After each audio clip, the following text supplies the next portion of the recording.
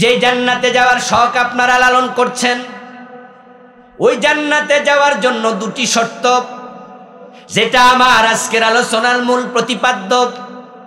সূরা বুরুজের 11 নম্বর আয়াতের মূল আলোচ্য বিষয়, ইন্নাল্লাযীনা আমানু ওয়া আমিলুস সালিহাতি লাহুম জান্নাতুন তাজরি মিন তাহতিহাল আনহার। নিশ্চয় যারা ঈমান আনবে এবং নেক আমল করবে, আমার আল্লাহর ঘোষণা, তাদের জন্য জান্নাত বানায়া রাখছি। ইন্নাল্লাযীনা আমানু ওয়া আমিলুস সালিহাতি লাহুম জান্নাত। জান্নাতে যেতে হলে দুটা শর্ত, ঈমান এবং নেক আমল। যার ঈমান নাই, যার নেক আমল নাই, তার কপালে জান্নাত নাই। আল্লাহ যা বলেন সেটা চূড়ান্ত, সেখানে ডিসকাউন্ট চাওয়ার কোনো সুযোগ নেই। খুব ভালো করে শুনবেন, ডিসকাউন্ট আল্লাহ দেয় না। আরে যারা খুব ভালো কোম্পানি, এরা ডিসকাউন্ট দেবে কেন? কুমিল্লার মাতৃভান্ডার রসমলাইয়ের জন্য বিখ্যাত, ঠিক না? এই কুমিল্লার ভাইরা কথা কওয়া লাগবে তো। এটা কি কুমিল্লা নাকি ব্রাহ্মণবাড়িয়া? ও কুমিল্লাই তো, ব্রাহ্মণপাড়া তো কুমিল্লাই। হ্যাঁ, বিপাড়া কুমিল্লা। আচ্ছা, মাতৃভান্ডার কুমিল্লা আসলে কয়টা আছে? হ্যাঁ, ওখানে ডিসকাউন্ট দেয়? লাইনে খাড়া থাকা লাগে। আমিও তো কুমিল্লার মানুষ। শুধু এক দাম না ভাই, আমি একবার গেছিলাম, ড্রাইভার সাহেবরে বললাম যে গাড়িটা ওই দিকে নিয়ে দাঁড় করান, রাস্তা তো চিকন, রাজগঞ্জের রাস্তা তো চিকন। বললাম যে গাড়িটা ভালো জায়গায় দাঁড় করাও, জ্যাম যেন না লাগে। আর আমি রসমলাই কিনে আসতেছি, আমি জানি যে বেটার গেলেই দিব না, দাঁড়া করে রাখবো, লাইন তো থাকেই। আবার গাড়ির কারণে জ্যাম লেগে গেলে তো সমস্যা, মানুষের ক্ষতি হবে। তো ড্রাইভারে দূরে ফাটাই দিয়ে আমি একবারে হাতে সময় লইয়ে গেলাম। গিয়ে যাই দেখি আমার সামনে 4-5 জন লাইনে আছে, আর আমি লাইন থেকে একটু হালকা সরে গিয়া বললাম, ভাই আমার কিন্তু 5 কেজি লাগবে। আমি লাইনে খাড়াইছি, তবে 5 কেজি। আমার দিকে তাকায় উনি কয়, হুজুর আপনি কালকে আইসে। রাগ ওঠেনি কোনছে, মানে ও বেশি চাইছি তাই হে মাইন্ড করছে যে মিয়া 2 কেজি দিয়ে কুলাইতে পারি না, আর আপনি 5 কেজি, এতই জন নেবেন, কোন দিন আইবেন? তখন আমি বললাম, আচ্ছা ভাই কালকে আয়ন লাগবো না, আজকে যা দিয়েন কোথায় লাইনে খাড়াই থাক।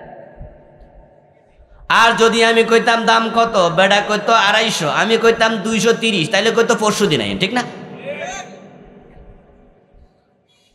ও প্রিয় ভাই, যেটা 1 নাম্বার, সেখানে কিসের ডিসকাউন্ট? লাইন ধরে তো কুলান যায় না। জান্নাত পাওয়ার জন্য সব মানুষ পাগল, তাই ডিসকাউন্ট এখানে তালাশ করা যাবে না। আর আল্লাহ আপনারা আমার ডিসকাউন্ট দেবে কেন? কোন দরকার? আল্লাহ কি ঠেকা পড়ছে? আপনি জান্নাত না পেলে আল্লাহর কি আসে যায়? আমরা তো কেউ কেউ আসি 2-4 রাকাত নামাজ পড়া মনে মনে ভাবি, জান্নাত আল্লাহ আমার না দিয়া আর কারে দেয়। এই জন্য মাঝে মাঝে আল্লাহর লোকে কি ধরে, ঠেলাঠেলি ধরে।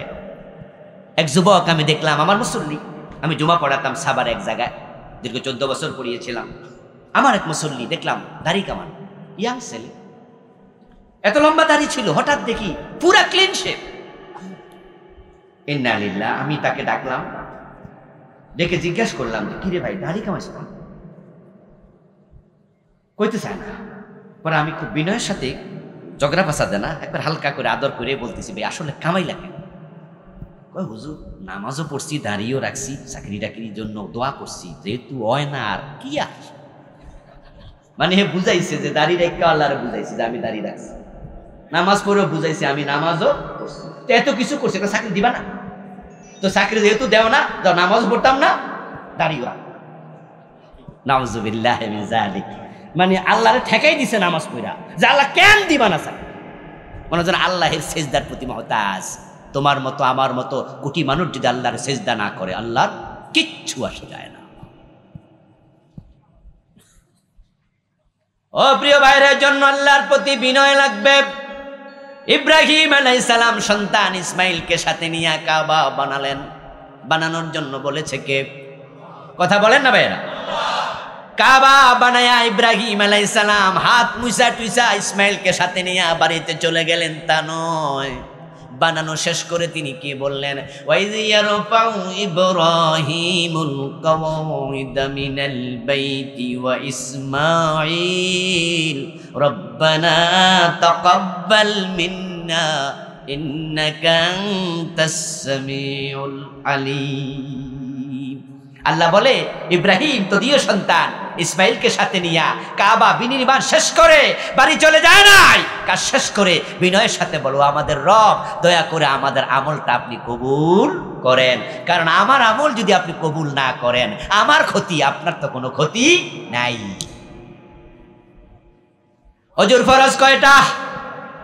ইন্না লিল্লাহি ওয়া ইন্না ইলাইহি রাজিউন। এতগুলা লোক ওজুর ফরজ কয়টা জানে না, কেমনে হয় কি জানেন?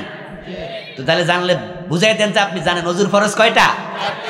প্রচন্ড শীতের কারণে ঠ্যাং দন নাই, বাকি 3টা মানছেন, মুখও ধুইছেন, হাতও ধুইছেন, মাথাও মাসে করছেন, কিন্তু শীত বেশি তাই পা ধন নাই। এই ওজু দিয়ে নামাজ পড়লে কত পার্সেন্ট নামাজ হবে? 3টা তো ধুইছেন, 75% তো হবে। আর 4টার মাঝে ভাগ করলে 25 করে পড়ে না? তাহলে আপনি একটা ধন নাই বিদায় আল্লাহ সওয়াব একটু কম দেখ, 75% তো দেবে, ঠিক না? আচ্ছা 60%, 33, কত? আল্লাহ ডিসকাউন্ট দেয় না। আল্লাহ বলেছে অজুতে 4 ফরজ, একটা পশমের জায়গা পানি পৌঁছবে না, অজু পুরাটাই বাদ, অজু পুরাটা বাদ, ডিসকাউন্ট খুঁজবেন না এখানে। তিনি মহান, তিনি যা বলে এটাই ফাইনাল। চৈত্র মাসে রোজা রেখেছে ড্রাইভার সাহেব, রিক্সাওয়ালা আসরের নামাজ পড়ে আপনাদের কংসনগর বড় মসজিদের ইমাম সাহেবের কাছে গিয়ে বলে, হুজুর সারাদিন রিক্সা চালাইছি, রোজাও রাখছি, কামাই ভালো হয় নাই, 100 টাকার মতো পাইছি সারাদিন চালাইয়া, গাইম্মা অস্থির হয়ে গেছি, এখন রিক্সা চালানোর বল আর নাই। আসর থেকে মাগরিব লম্বা সময়, প্রায় 1.5 ঘন্টার মতো সময় পাবো। যদি রিক্সা চালাই তাহলে তো রোজা ভাঙতে হবে, আর যদি রোজা রাখি রিক্সা চালাইতে পারবো না। কিন্তু চাল কিনলে ডাল কিনবো কি দিয়া, ডাল কিনলে চাল কিনবো কি দিয়া? হুজুর রোজা তো 14 ঘন্টা, মোটামুটি 12.5 ঘন্টা তো রাইখ খেলাইছি, 13 ঘন্টা রাইখ খেলাইছি, 1 ঘন্টা বাকি আছে। আমি গরিব মানুষ, যদি আমি ইফতারটা একটু আগে বাগে করতে পারতাম তাহলে 13 ঘন্টা রোজাও হলো, আবার আমার চাল ডাল কিনার টাকাও হলো। হুজুর কয়, গরিব মানুষ আল্লাহ দেখে, আগে ইফতার করলে অসুবিধা নাই, আপনার জন্য জায়েজ। এখন ধরেন হুজুরের ফতুয়া পাইয়া ওই রিক্সাওয়ালা 12-13 ঘন্টা রোজা রাইখা 1-1.5 ঘন্টা আগে ইফতার করে লাইছে, আর মনে মনে ভাবে আল্লাহ তো রহমান, ঠিক না? এই আল্লাহ কি রহমান না? ওরে বাইরে কথা কেন, রহমান না? তো আমার প্রতি আল্লাহ দয়া আছে না নাই? তো আল্লাহ দয়া করে সওয়াব পুরাটা না দিল 60-70% তো দিব, ঠিক না? দেবে? কত দেবে? কত দেবে? তো রাখছে না 12 ঘন্টা, 0 হয়ে যাবে। আল্লাহ ডিসকাউন্ট দেয় না, ডিসকাউন্ট খুঁজেন না সব জায়গায়। নামাজও পড়বেন, সুদেও টাকা লাগাবেন, নামাজও পড়বেন, গোশও খাবেন, নামাজও পড়বেন, ওজনে কম দেবেন, নামাজও পড়বেন, মালে ভেজাল দেবেন, নামাজ পড়বেন, বোনের জমি দখল করে রাখবেন। 10 বছর আগে বাবা মারা গেছে, মা মারা গেছে, বোনের জমি দেয় না, 5 ওয়াক্ত নামাজ পড়ে, হজও করছে, কপালে কালো দাগও আছে, বোনের জমি আটকায় রাখছে। এমন জালেম এই কংসনগর এলাকাতেও আছে না নাই? 2-4 জন আজকের মাহফিলেও।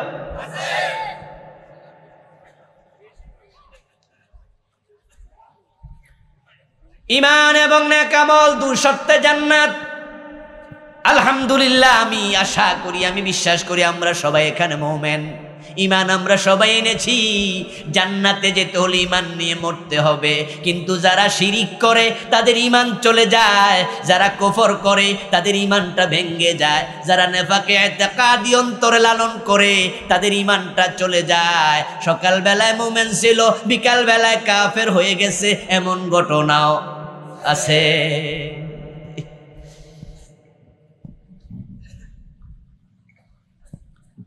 মসজিদে গিয়ে আল্লাহর সেজদা দেয়, আবার দরবারে যায় পীরের পায়ে সেজদা দেয়, এমন লোক বাংলাদেশে আছে কিনা?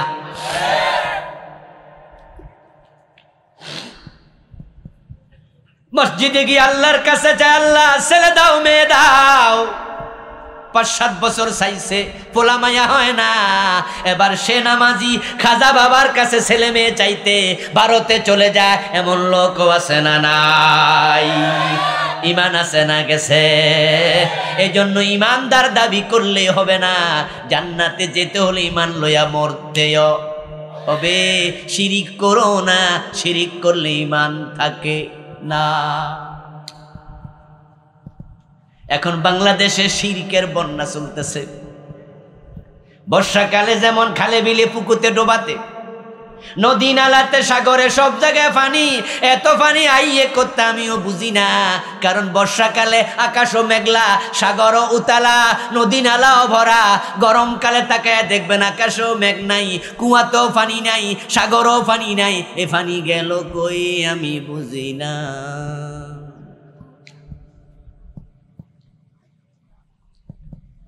আমি বুঝি না এই পানিগুলো গেল কই।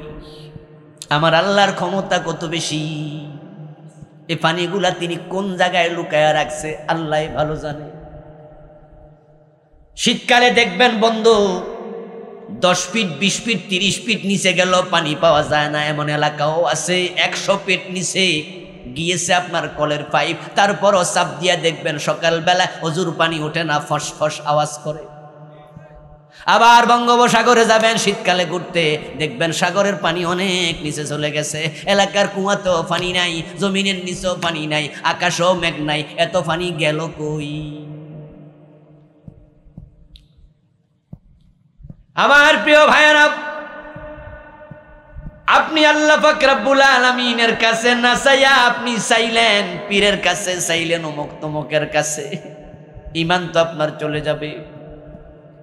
সব ক্ষমতার মালিক আল্লাহ, অথচ আন্নাল কুওয়াতা লিল্লাহি জামিয়া, সব ক্ষমতার মালিক আল্লাহ। কোরআনে আল্লাহ বলে দিলেন, আমাদের দেশের সংবিধানে পর্যন্ত ঢুকাইয়া দিছে জনগণ সকল ক্ষমতার উৎস। যে ব্যক্তি জনগণকে ক্ষমতার মালিক মনে করে, আল্লাহর কসম তার ঈমান থাকে না। সব ক্ষমতার মালিক কে?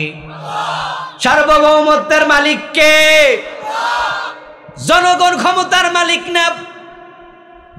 এটা মিথ্যা, এটা শিরিক। ঈমান তোমার থাকবে না। কুলিল্লাহুম্মা মালিকাল মুলকি তুতিল মুলকা মান তাশা। আল্লাহ কোরআনে বলছে, নবী আপনি বলে দিন, ও রাদাজিরাজ, আল্লাহ ও ক্ষমতার মালিক। তুতিল মুলকা মান তাশা, তুমি যাকে চাও তাকে ক্ষমতা দাও, ঠিক না? গত কয়েকদিন আগে আপনার ময়মনসিংহের একটা জায়গায় মাহফিলে এমপি সাহেব আমার আগ দিয়ে 3-4 মিনিট ওয়াজ করলেন, কথা বললেন। উনার কথা আমার এত ভালো লাগলো, সুবহানাল্লাহ। উনি মাইক হাতে নিয়ে বলতেছে, হুজুর ওয়াজ করবে, আমি এখানে ওয়াজ করব না, কথাও বলবো না। হুজুরকে বসায় রেখে একটা কথাই শুধু বলি, আল্লাহ আমার 10 বছর আপনাদের খেদমতের সুযোগ দিছে, সামনে নির্বাচন আসতেছে, আল্লাহ যদি আবার খেদমতের সুযোগ দেয় আমি খেদমত করব, একটু দোয়া করেন আপনারা। বারবার তিনি বললেন আল্লাহ সুযোগ দিছে, আল্লাহ যদি দেয় তাহলে ক্ষমতার মালিক কে? এমপি সাহেব বারবারই কথা বললেন, অথচ সংবিধানে এনারাই আবার ঢুকাইছে জনগণ ক্ষমতার মালিক। তো মুখে কইল কি আর লেখায় আছে কি? কয়দিন আগে ভিডিওতে দেখলাম আমাদের বর্তমান আইসিটি মন্ত্রী, প্রতিমন্ত্রী জয়নায়েত আহমদ ফলক একটা পুলিশে একটা অনুষ্ঠানে একজন লোকের ব্যাপারে তিনি ওসি সাহেবকে জেরা করছে। ওসি সাহেব উনার মামলা কেন নিলেন না, উনাকে কেন হাইকোর্ট সুপ্রিম কোর্ট দেখাচ্ছেন, এই সেই বক্সে পুলিশকে ধমকাচ্ছে। এবং এক পর্যায়ে তিনি বললেন, যতদিন আমি ক্ষমতায় থাকবো, আল্লাহ যে কয়দিন আমারে রাখে ওই কদিন এই গরিব মানুষগুলোর সাথে আমি আসি, কোনো রকমের হাইকোর্ট সুপ্রিম দেখাইতে পারবেন না। উনার কথা আপনি নেন, উনার মামলা শোনেন। আমি আশ্চর্য হলাম, উনি বলছে যতদিন আল্লাহ আমারে ক্ষমতায় রাখে। তাহলে ক্ষমতায় কে রাখে? এগুলো তো কোরআনের কথা। তুতিল মুলকা মান তাশা ও তানজিউল মুলকা মিম্মান তাশা। আল্লাহ চাইলে ক্ষমতা কেড়ে নেয়, আল্লাহ চাইলে ক্ষমতা দিয়ে দেয়। আর আপনি আবার ঢুকাইলেন সংসদে মাইক হাতে নিয়ে, আবার ভোট পাওয়ার জন্য কইলেন জনগণ সকল ক্ষমতার উৎস। তাহলে কি আপনার লিখা আর আপনার ঈমান কন্ট্রাডিক্টরি হয়ে গেল না? আমার প্রিয় ভাইয়েরা, ঈমান চলে যাবে শিরিক করলে। আমাদের বাংলাদেশে এখন বন্যার পানির কথা বলছিলাম, বন্যার পানি যেমন পাওয়া যায়, শিরিক ঘরে ঘরে এখন শিরিক ঢুকে গেছে। যে এলাকায় একটা মাজার আছে ওই এলাকার শিরকের বাজার মিলে গেছে। হক্কানি ফিরোক আর ভণ্ড ফিরোক মাজারের মাঝে শিরিক আছেই। শিরিক মুক্ত মাজার 1000-এর মাঝে একটা পাওয়া যাবে কিনা সন্দেহ। হযরত শাহজালাল রহমতুল্লাহি আলাইহি একজন হক্কানি পীর, কিন্তু উনার মাজারেও মোমবাতি আছে না নাই? এই মোমবাতি কেউ না কেউ মানত করে। মানত একটা ইবাদত, মানত হবে আল্লাহর নামে। আল্লাহ ছাড়া অন্যের নামে মানত করলে শিরিক হয়। এবং শুধুমাত্র সেখানে মোমবাতি মানত করে না, ছেলে মেয়ে চাওয়ার জন্য শাহজালালের মাজারে গাড়ি রিজার্ভ কইরা যায় এমন লোক আছে। শাহপরান রহমতুল্লাহি আলাইহি উনি একজন হক্কানি মানুষ। উনাদের ব্যাপারে আমাদের ধারণা অনেক চমৎকার, আমরা সুধারণা পোষণ করি, কিন্তু আমার এই চোখ সাক্ষী, আমি নিজের চোখে দেখেছি শাহপরান রহমতুল্লাহি আলাইহির মাজারের ভিতরে একটা মোটা গাছ আছে, টিলার উপরে মাজার। আমি উঠে দেখলাম একজন লোক সেজদায় পড়ে আছে। মানুষটা হক্কানি, কিন্তু কাজ হচ্ছে বেহক্কানি। হযরত মাইনুদ্দিন চিশতি রহমতুল্লাহি আলাইহি, যাকে খাজা মাইনুদ্দিন বলা হয়, আমার দেশের ভণ্ডরা খাজা বাবা বলে, ওই খাজা মাইনুদ্দিন চিশতি রহমতুল্লাহি আলাইহি আরব থেকে ভারতে এসেছেন, শিরকের বিরুদ্ধে জিহাদ করেছেন। হাজার হাজার হিন্দু অমুসলিম তার হাতে ঈমান এনেছে। আজকে মাইনুদ্দিন চিশতির মাজারে দিবালোকে প্রকাশ্যে সেজদা দেওয়া হয়। মাজার কেন্দ্রিক শিরকের অভাব নাই। শিরিক নিয়ে আমি বই লিখেছি কয়েক বছর আগে, জানি জাতির জন্য বড় দরকার। আলহামদুলিল্লাহ ইতিমধ্যে হাজার হাজার কপি চলেছে, হয়তো লাখ পার হয়ে গেছে। ছোট্ট বই, 29টা শিরিক লিখেছি। এর ভিতরে প্রচলিত শিরিক, তা থেকে বাঁচার উপায়, 29টা লিখছি। আমি যা জানি তা লিখেছি। আমি জানি না এমন শিরিক থাকার সম্ভাবনাও আছে। অথচ ঈমান নিয়ে না মরলে জান্নাত নাই। শিরিক করবেন, ঈমান শেষ। এই বইটা স্টেজে পাবেন। আজকে আমার লেখা মোট 7টা বই আছে, আলহামদুলিল্লাহ। ঈমানকে বাঁচাও, শিরিক ছেড়ে দেন, কুফর ছেড়ে দেবেন। কুফর নিয়ে বই লিখেছি। বাংলাদেশে চলমান কুফর তো অভাব নাই। মানুষ মনে করে হিন্দুরাই কাফের। আপনি ভুল মনে করলেন, শুধু হিন্দু কাফের না, কাদিয়ানি কি মুসলমান না? কাদিয়ানি কাফের। আচ্ছা, কাদিয়ানি কি মাজারে মূর্তি বানায়? কাদিয়ানি কি মূর্তিরে সেজদা দেয়? কাদিয়ানি কি কোনোদিন কইছে যে নামাজ মানি না? কাদিয়ানি কি কইছে রোজা মানি না?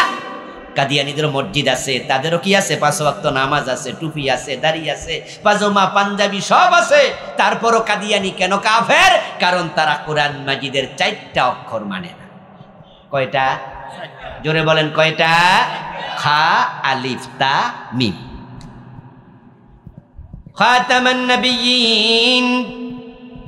কাদিয়ানীরা যখন আজান দেয় তখন তাদের আজানের বাক্যগুলো আমাদের মতো আশহাদু আল্লা ইলাহা ইল্লাল্লাহ। তাদের আজানের বাক্য আশহাদু আন্না মুহাম্মাদার রাসূলুল্লাহ। কাদিয়ানীদের মসজিদ যদি দেখতে চান, আপনি চলে যান ঢাকার বকশীবাজারে ফজলে রাব্বি মেডিকেল হলের পাশে তাদের মসজিদ, রাস্তার ওপাশে। তাদের আজান শুনবেন আমাদের আজানের মতোই কালেমা পড়ছে, অথচ কাদিয়ানীর ইমামও কাফের, মুয়াজ্জিনও কাফের, মুসল্লিও কাফের। কারণ তারা সবাই নবী মুহাম্মদ সাল্লাল্লাহু আলাইহি ওয়াসাল্লামকে বড় নবী মানে, বড় রাসূলও মানে, কিন্তু শেষ নবী মানে না। অথচ নবী মুহাম্মদ শেষ নবী, এমন কথা কোরআনে আছে না নাই? এখন এইটা মানলো না, ঈমান আছে না গেছে? 4 অক্ষর মানে না, ঈমান শেষ। কারণ ঈমান হলো এই কোরআন মাজিদের বিসমিল্লাহর বা থেকে মিনাল জিন্নাতি ওয়ান নাসের সিন পর্যন্ত যত হরফ আছে সব মানতে হবে। যে একটা অক্ষর মানবে না তারও ঈমান নেই। এ কোরআনে যত আইন আছে সব মানতে হবে। শয়তান আল্লাহর কয়টা আইন মানে নাই? মাশাআল্লাহ, আরো জোরে বলেন কয়টা মানে নাই? শয়তান মোমেন না কাফের? এখন বাংলাদেশে আমরা আল্লাহর আইন কয়টা মানি না? আল্লাহ বলছে আদমরে সেজদা করো, শয়তান করলো না, শয়তানের ঈমান শেষ। আবা ওয়াস্তাকবারা ওয়া কানা মিনাল কাফিরিন। আমার আল্লাহ কয় শয়তান কাফের হয়ে গেছে। আমার একটা আইন কেন মানলো না? তার ঈমানটা আর থাকলো না। ওই কোরআনে আল্লাহ বলে চোর ধরে হাত কাটাও, 52 বছরে মানলেন না। জেনা করলে 100 বেত লাগাও, বিবাহিত হলে পাথর মারো, 52 বছরে মানলেন না। ডাকাত ধরে সুরে দাও, 52 বছরে মানলেন না। আলা লাহুল খালকু ওয়াল আমরু, সৃষ্টি যার আইন চলবে তার। 52 বছরে ব্রিটিশ আইনে দেশ চালান, আল্লাহর আইনে দেশ চালাইলেন না। রাসূলুল্লাহ বলেছেন আমার মেয়ে ফাতেমা চুরি করলে হাত কেটে কেটে দেব। এত শক্ত কথা বলার পর উম্মত হাত কাটার আইন মানলো না। হযরত ওমর তার ছেলে কাশি বেত লাগালো মদ পান করাতে। বাংলাদেশে মদের অভাব নাই, 80 বেত লাগাইছেন কয়দিন। কোরআন দিয়া দেশ চলবে আশা আমি করি না, এত সহজ না। কিন্তু আমি একটা আশা নিয়ে মরতে চাই, দেশে আল্লাহর আইন কায়েম হোক আর না হোক, আমি আল্লাহ ছাড়া কারো আইন মানতে রাজি হব না।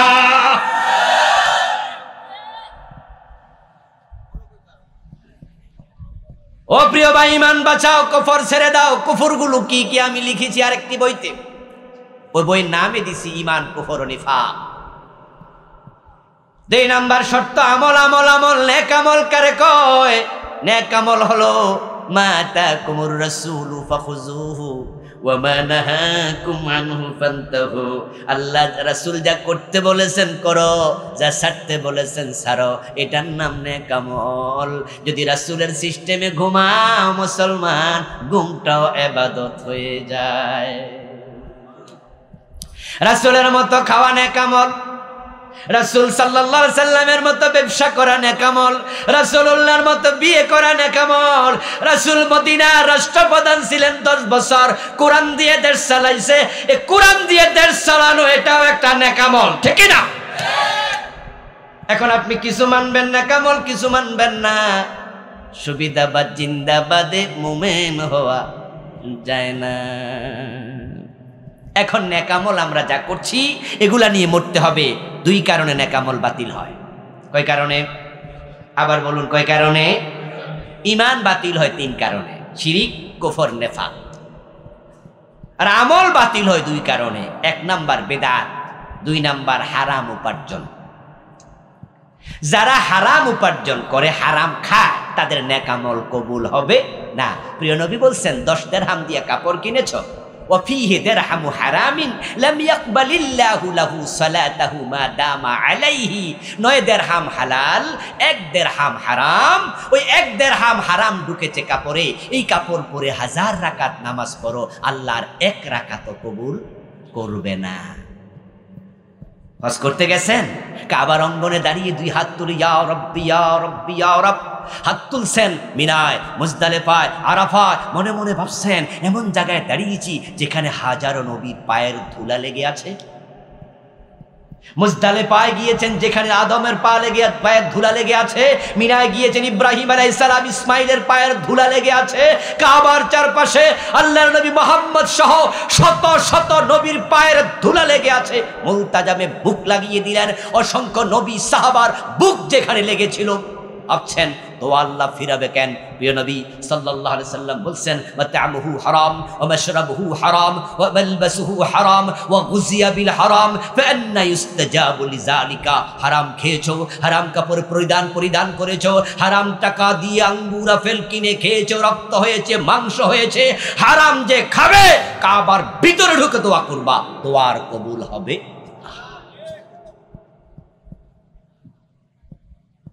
আজকে একটু বেশি শক্ত হয়ে গেল। আজকে কিছু করার নাই। জান্নাত তো আমার হাতে না, জান্নাত কোনো হুজুরের হাতে না, জান্নাত কোনো পীরের হাতে না। আমার হাতে যদি থাকতো এরকম, তাহলে তো আমি কুমিল্লার মানুষ হিসেবে আজকে দিয়েই চলে যেতাম। কিন্তু জান্নাত কার হাতে? আওয়াজ দিয়ে বলেন, কার হাতে? তো আল্লাহ তার রাসূলের মাধ্যমে শোনাচ্ছে জান্নাতে যেতে হলে 2টি শর্ত, ঈমান লাগবে, নেক আমল লাগবে। আপনি সুদেও টাকা লাগাবেন, আবার নামাজ পড়ে কপালে দাগ ফেলে জান্নাতের চাবিও খুঁজবেন, এটা তো একসাথে চলবে না। হারাম খেলে নেক আমল বাতিল হয়ে যায় 1 নাম্বার। আরেকটা কারণে বাতিল হয়, সেটা হলো বেদাত করলে নেক আমল বাতিল হয়ে যায়। প্রিয় নবী বলছেন বেদাতির নামাজ, রোজা, হজ, যাকাত ভালো কোনো ইবাদত, ইভেন বেদাতে থাকলে তার তাওবা পর্যন্ত কবুল হয় না।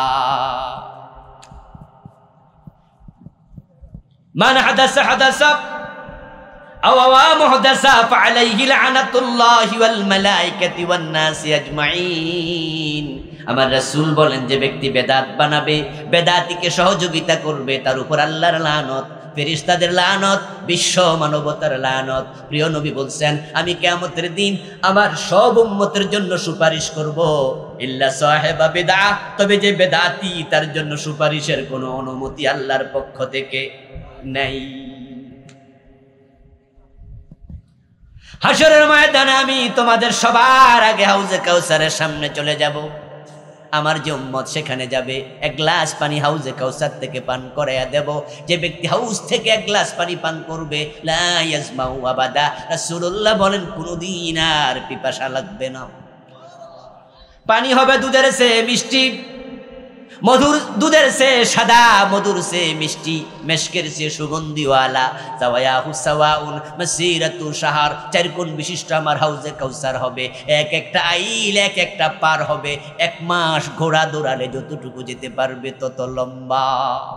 কি জানুহু কানুজুমিস সামা, আমার উম্মতেরা পানি পান করার জন্য সেখানে দাঁড়ায়া ভিড় করা লাগবে না, যানজট মানব জট তৈরি হবে না। আমার হাউজের গ্লাস হবে তত, আকাশে তারকা আছে যত। আমার উম্মত পানি পান করবে, এর মাঝে একদল লোক আমার কাছে যাবে, তারাও পানি চাইবে, তাদেরকে পানি দেওয়ার জন্য আমি আগায়া যাব। এই অবস্থায় ফায়ুহালু বাইনি ওয়া বাইনাহুম, তাদের মাঝে আমার মাঝে পর্দা পড়ে যাবে। আমি বলবো কি হলো, ইন্নাহুম মিন্নি, তারা তো আমার উম্মত, পানি কেন দিতে পারলাম না? ফেরেশতারা এসে বলবে, ইন্নাকা লা তাদরি মা হাদাসু বাদাকা, হুজুর আপনি জানেন না এই লোকগুলো আপনার বিদায়ের পরে কত বেদাত বানাইছে, তার কোনো হিসাব নাই। তারা বেদাত বানাইছে হুজুর, তারা বেদাতি, তারা বেদাতি উম্মত, বেদাত বানাইছে। সহিহ বুখারীর হাদিস, ফাকুলু সুকান সুকান লিমান গায়্যারা বাদি। তারপরে এবার আমি নবী মুহাম্মদ আমিও বলবো, দূর হও, দূর হও, আমার পরে যারা বেদাত বানাইছ তোদের জন্য হাউজে কাউসারের পানিও আজকে জুটবে না। এবার আপনারাই বলুন তো আওয়াজ করে, একটু দয়া করে, বেদাত ভালো জিনিস না খারাপ জিনিস? আমার ভাইরা আবার বলেন, বেদাত ভালো না খারাপ? এখন বাংলাদেশে বেদাত আছে না নাই? বেদাত কি, বেদাত কি না জেনে করছেন অনেকে, না জেনে করছেন বেদাত। এটা যে ইসলামে নাই আপনি জানেন না।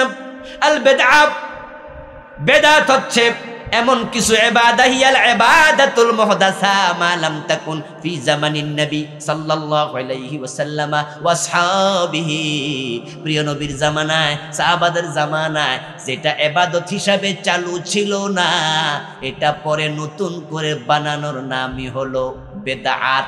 যে বেদাত করে রাসূলের সুপারিশ তার কপালে নাই, আপনি জানেন না কিন্তু বেদাত করতেছেন। মনে মনে ভাবছেন আমি তো জানি না, আল্লাহরে কয়ে দিমু, আল্লাহ আমি জানতাম না, মাফ করে দাও। আমার প্রশ্ন শুনুন, না জেনে বিষ খাইলে অসুবিধা আছে না নাই? জানবেন না কেন?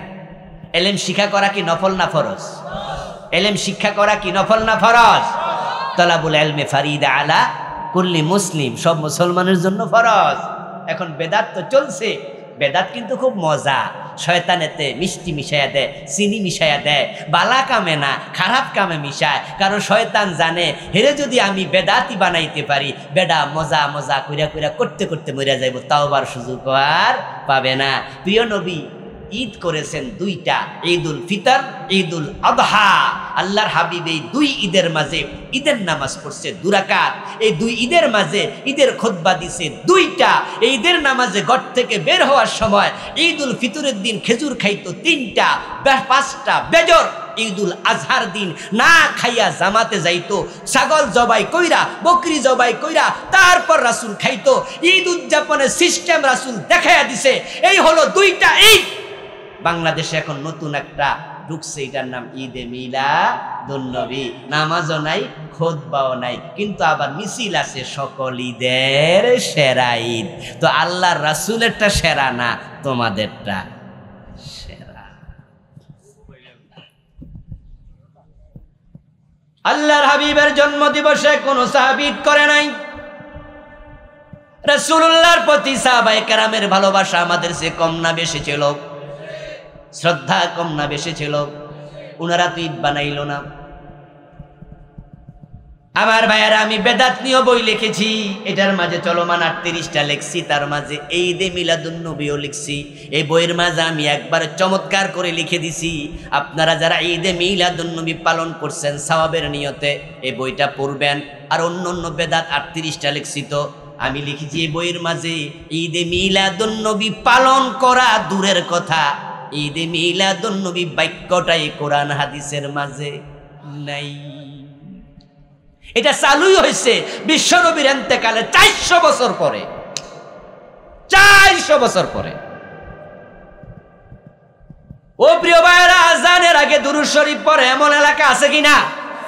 আসসালাতু ওয়াসসালামু আলাইকা ইয়া রাসূলুল্লাহ। আপনি ভাবছেন মনে মনে একটু দুরূদ পড়ি, অসুবিধা কোথায়? কিন্তু আমার প্রশ্ন হলো, আল্লাহর নবী হযরত বেলাল, হযরত হুযাইফ, হযরত আবু মাহজুরা রাদিয়াল্লাহু তাআলা আনহু দুজনকে আযান শিখাইছে। রাসূলের মুয়াজ্জিন ছিলেন দুইজন, হযরত বেলাল, হযরত আবু মাহজুরা। তাদেরকে আযান শিখাইছেন, আল্লাহু আকবার বলে শুরু করো। দুরূদ শিখায় নাই, রাসূল যাহা করে নাই তাহার নাম ইসলাম না। আপনি বলবেন হুজুর দুরূদ শরীফ তো ভালো জিনিস। আমি আপনার সাথে নিঃসন্দেহে একমত, দুরূদ অবশ্যই ভালো জিনিস। জোহরের নামাজে 2 রাকাত পড়ার পরে আমরা আত্তাহিয়াতু পড়ি না? আচ্ছা, তখন যদি আপনি বলেন দুরূদ ভালো জিনিস, দুরূদটা পড়া লই, মাসালা কি, বিধান কি? হানাফি মাযহাবের ফতোয়া হলো 3 অথবা 4 রাকাত বিশিষ্ট নামাজে 2 রাকাত পড়ার পরে যদি কেউ দুরূদ শরীফ পড়ে আত্তাহিয়াতুর সাথে, তাকে সাউ সিজদা দিতে হবে। কি দিতে হবে? আবার বলেন, কি দিতে হবে? মাঝে মাঝে আমরা তো ভুলে ফিরে ফেলতে পারি না। যদি আপনি ভুলে ফরে ফেলেন, তাহলে মাসালা হলো সাউ সিজদা দিতে হবে। যে সাউ সিজদা কি শকে দেয় না জরিমানা হিসেবে দেয়? জরিমানা। তো দুরূদ না বালা জিনিস, জরিমানা কিসের? আপনি তো দুরূদ শরীফ বালা দিনের আজানের আগে সালাই দিছেন, এখানেও সালাই দেন, জরিমানা কিসের আবার? এবার বলুন তো, সাউ সিজদা দেয়া কি সুন্নাহ না ওয়াজিব? মাশাআল্লাহ, সাউ সিজদা দিলে কি ওয়াজিব? ওয়াজিব। ইচ্ছা করে ওয়াজিব তরক করলে কি গুনাহ হয়? সগীরা না কবিরা? ইয়েস, কবিরা। তাহলে আপনি কি এমন অপরাধ করছেন দুরূদ পড়া যে সাউ সিজদা না দিলে কবিরা গুনাহ হবে? প্রশ্ন হতে পারে, হুজুর বেদাত এত খারাপ কেন? শাফাত নাই, হাউজে কাউসারের পানি নাই, আমল পর্যন্ত কবুল হওয়া বন্ধ, কারণটা কি? এবার কারণ শুনুন। যদি সমাজে বেদাত বেড়ে যায়, আসল ইসলাম খুঁজে পাওয়া জটিল হয়ে যাবে। তাই তো কৃষক যখন দেখে ধান গাছের ফাঁকে ফাঁকে আগাছা উঠছে, ঘাস উঠছে, তখন কৃষক ঘাসগুলো ফেলে দেয়, কারণ বেশি পরিমাণ ঘাস উঠলে আসল ফসলটা ক্ষতিগ্রস্ত হয়ে যাবে।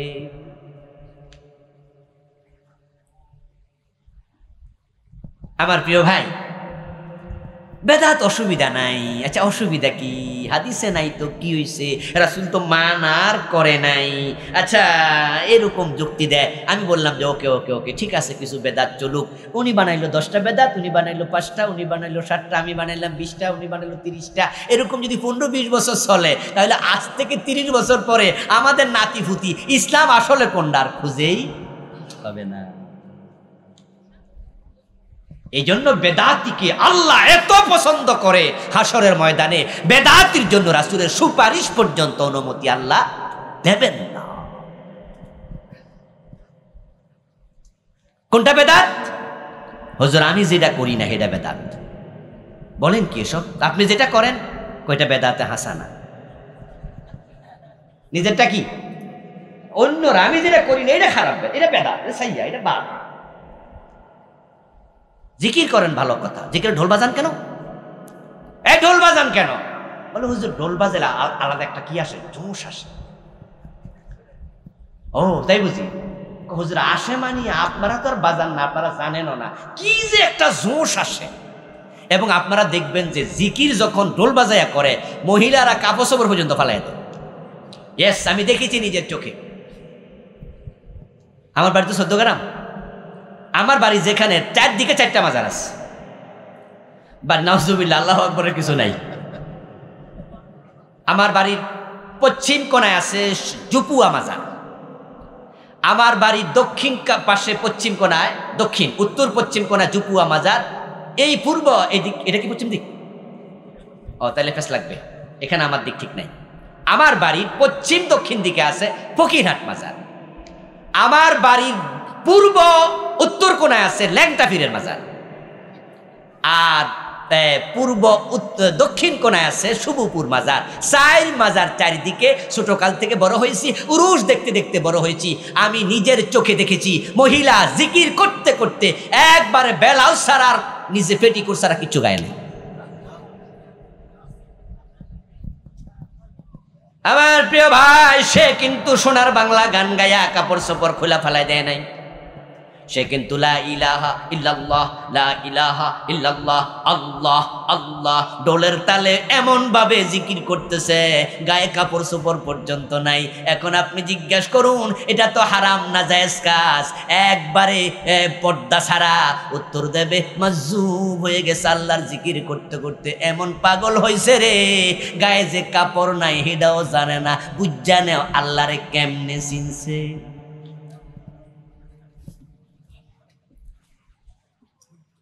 তাহলে ডোলের মাঝেও তারা কি খুঁজবে? হাকিকত, মারেফত খুঁজবে।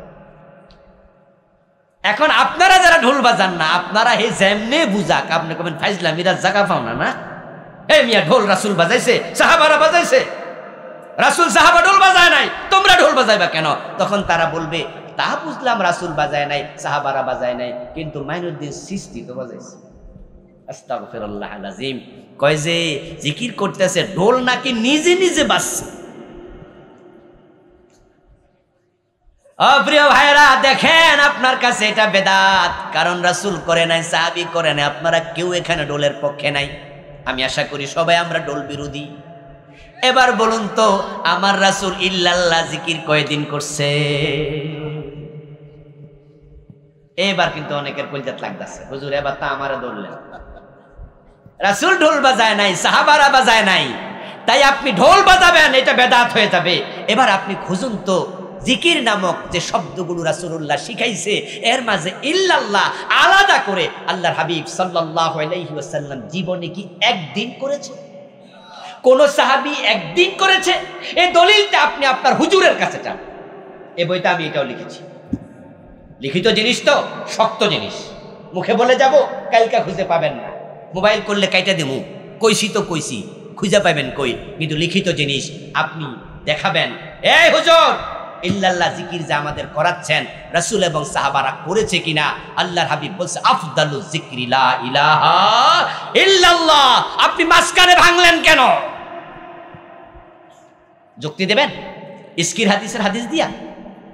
যুক্তি দেবেন বুখারীর হাদিস এনে? মুস্তাসনা মিনহু দিয়া? নাহু সরফের কিতাব দিয়া? আমি আপনার যুক্তি মানব না। নাহু সরফ ইবাদত বানানোর জন্য আসেনি, নাহু সরফ এসেছে কোরআন হাদিস বুঝার জন্য। নতুন ইবাদত নাহু সরফ দিয়ে বানানো যাবে না। আল্লাহর হাবিব ইল্লাল্লাহ জিকির করেনি, সাহাবারা করেনি, ইবাদত হিসাবে আমরা এটা করব না। আমরা বরং করব পুরাটা লা ইলাহা ইল্লাল্লাহ। আমার ভাইয়ের, আপনি যদি বেদাতি হয়ে যান তাহলে লসটা কি হবে? লসটা হবে আপনার নিজের অজান্তে আপনার ইবাদত কবুল হওয়া বন্ধ হয়ে যাবে। আপনি হারাম খাবেন, লসটা কি হবে? আপনার নামাজ রোজা সব কবুল হওয়া বন্ধ হয়ে যাবে। আল্লাহর সামনে হাজির হওয়ার পরে দেখবেন যে আমল নামা শূন্য।